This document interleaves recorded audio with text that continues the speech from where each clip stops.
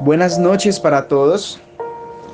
Quien tiene el privilegio para hablarles es Sebastián Jaramillo, servidor del equipo de jóvenes y de evangelismo. Espero que así como todas las palabras que se nos han entregado a través de este medio, que han sido de bendición para nuestras vidas, este sea igual de bendición para nosotros. Así que te invito a tomar tu libreta de apuntes, lapicero, tener a tu mano la Biblia para saber qué es lo que Dios nos quiere hablar esta noche. ¿Qué tal si oramos? Señor, te damos gracias por este tiempo, te damos gracias porque has establecido momentos como este para crecer, para seguir disfrutando de tu presencia en medio de nuestra casa, de nuestro trabajo o en el lugar que nos encontremos. Señor, y hoy oramos para que seas tú ayudándonos a disponer todos los sentidos espirituales, a estar dispuestos a escuchar tu palabra, pero no solo a escucharla, Señor, sino también a guardarla en nuestro corazón y ponerla por obra. Familia, ¿qué tal si me acompañas a estudiar Primera de Samuel capítulo 17? Yo te voy a leer por versículos, pero si tú quieres estudiar más profundo y escudriñar profundamente la palabra, puedes estudiar todo el pasaje, todo Samuel, Primera de Samuel capítulo 17. Te voy a hacer el contexto de lo que pasaba. Esta es la historia cuando David derrota a Goliat.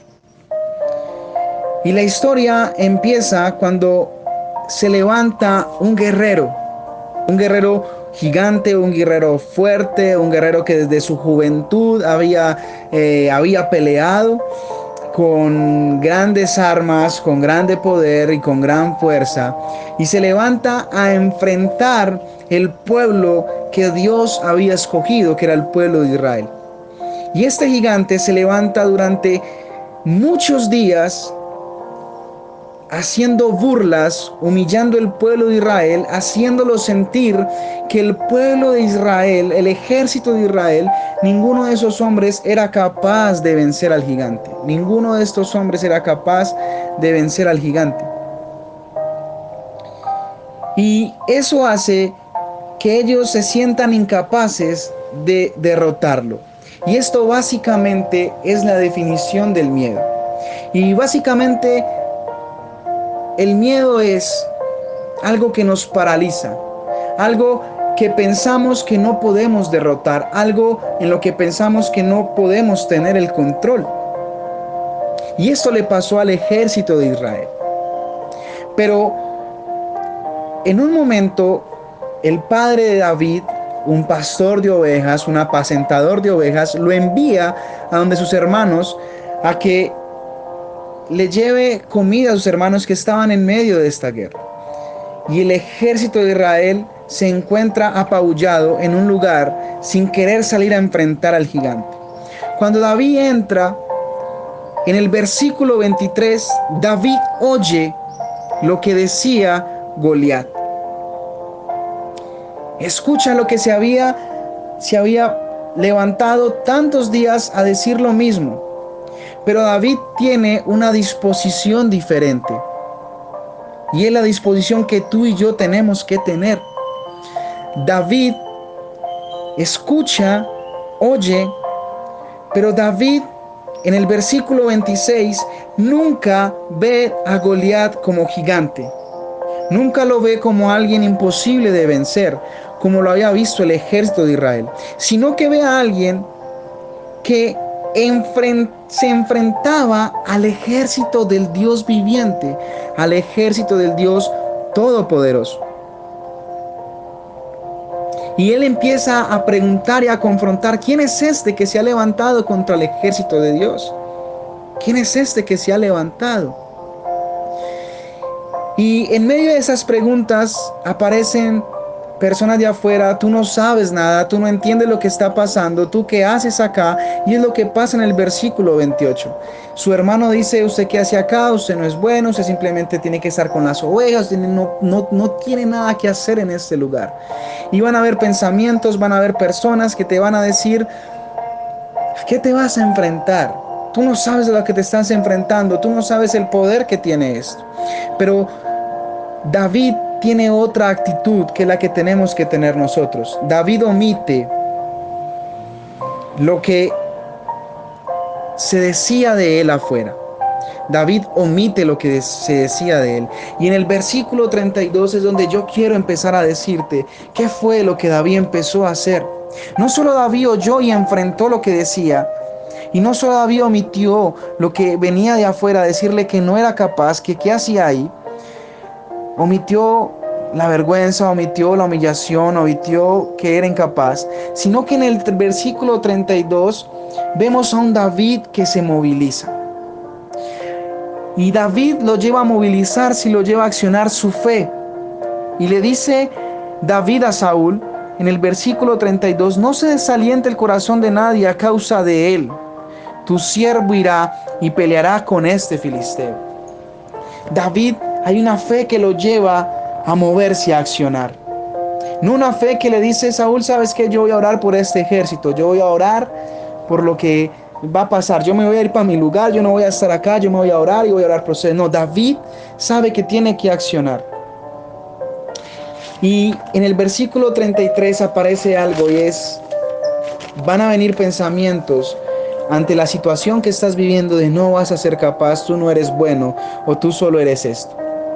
Pero la actitud de David en el versículo 34 y de ahí en adelante nos dice que David sabía en dónde se había preparado. Sabía qué había pasado antes. Sabía que esta situación no iba a ser diferente. David le dice, yo he matado osos, yo he matado leones que han venido a quitar lo que me pertenece. Pero él sabía que no lo había matado por su fuerza, sino que en el versículo 37 dice que si Dios lo había librado de la garra de los leones, lo había librado de la garra de los osos, no iba a ser diferente contra Goliat. No con un gigante, no iba a ser diferente contra Goliat. Por eso, en el versículo 45, la fe que se acciona tiene el poder de derrotar gigantes. La fe que nos lleva a tomar acción.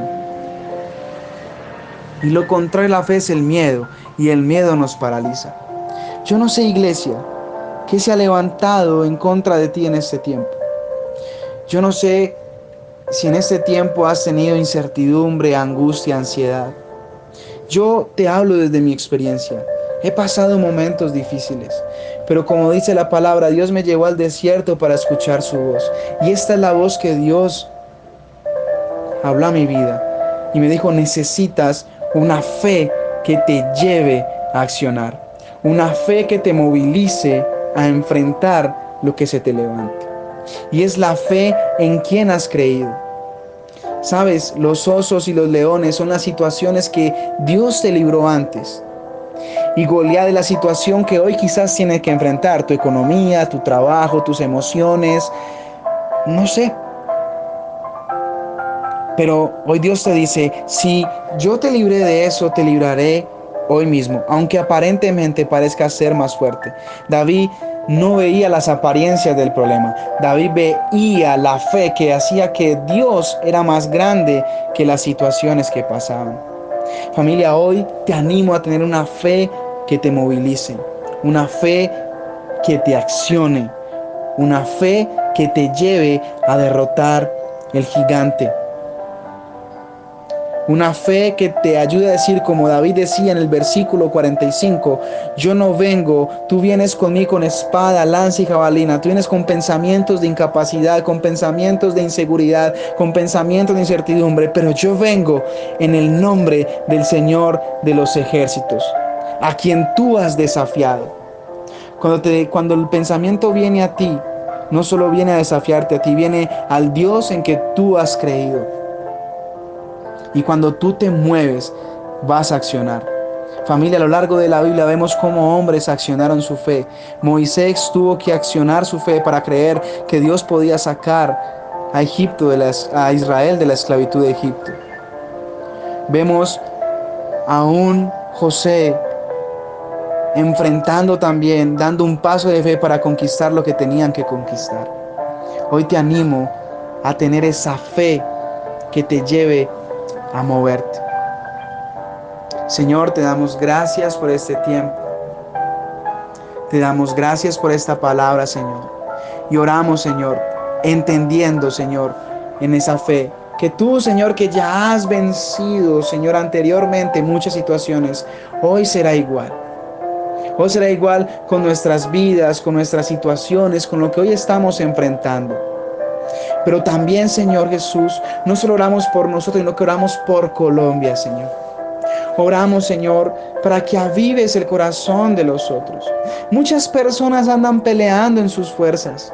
Hoy oramos, Señor, para que en medio de este tiempo puedan conocer un Dios que es más grande que los problemas, que es más grande que una enfermedad, que es más grande que una recesión económica, que es más grande que cualquier problema, que es más grande que cualquier situación. Señor, oramos, Señor, para que seas tú, Señor, trayendo paz en medio de la tormenta, Señor, entendiendo que tú tienes el control. Yo oro por las emociones de los colombianos, Señor. Yo oro, Señor, para que seas tú, Señor, gobernando cada emoción y cada situación en ellos.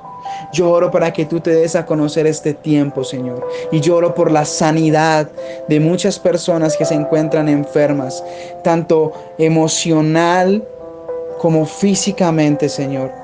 Yo oro, Señor, para que veamos milagros en Colombia, para que esta situación de pandemia disminuya, Señor, para que la economía, Señor, vuelva a reactivarse. Veamos milagros en la economía, veamos milagros en la salud. Yo creo en un Dios todopoderoso, Señor, en un Dios que ha hecho lo imposible, que ha hecho lo inimaginable, Señor. Y yo creo que tú lo puedes hacer con Colombia, Señor. Ponemos a Colombia en tus manos y que se haga tu voluntad en tu tiempo y en tu momento, Señor. En el nombre de Jesús. Amén y amén.